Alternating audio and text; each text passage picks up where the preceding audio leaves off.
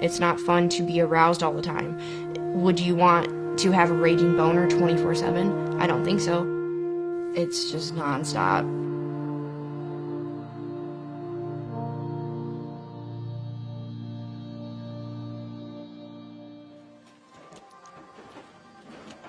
PGAD is persistent genital arousal disorder. Feels like you're about to orgasm and then it never goes away.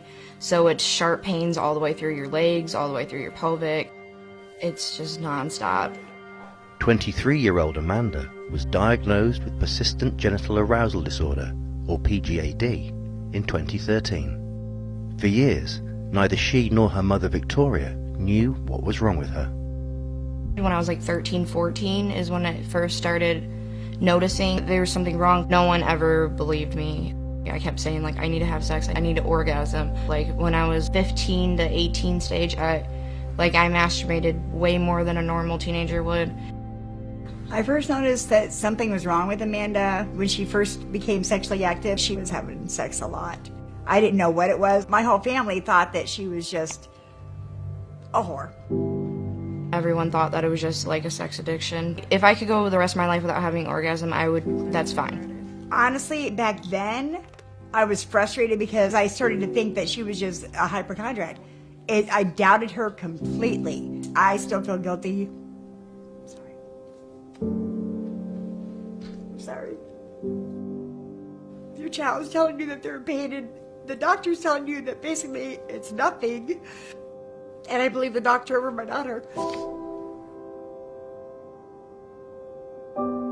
Some days I do okay, and then some days I don't want to be around anyone. I don't want anyone to look at me. I don't usually leave my house as is. It was a huge relief when we found out that it was PGAD, because then there was something. There was validation that she's not lying, that she's not making all this stuff up, that she's not a whore, that she's not a sex addict.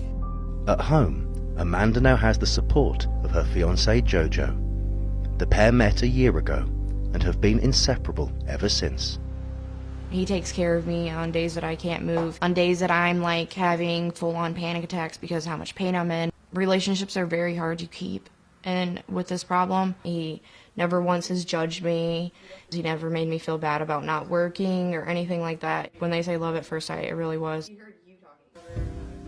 It affects our sex life quite tremendously, actually. You would think that you would just have sex and it would go away. It doesn't, and sometimes I will literally be crying, begging him just to have sex with me, just to relieve some of the pressure that I have down there.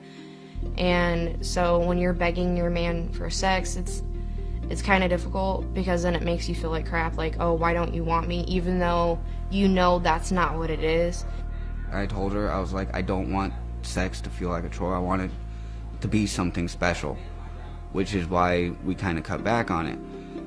I sit on an ice pack. Sometimes ice doesn't help though, so then I have to go to the heating pad.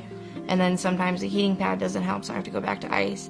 I have ice inserts that I can stick inside me to help with swelling.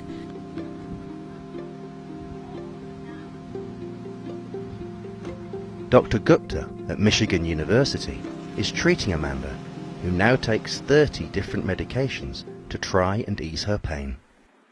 Because it's such a rare diagnosis and there's been so little research, we don't know exactly what causes it. We suspect that it's multifactorial from several different issues.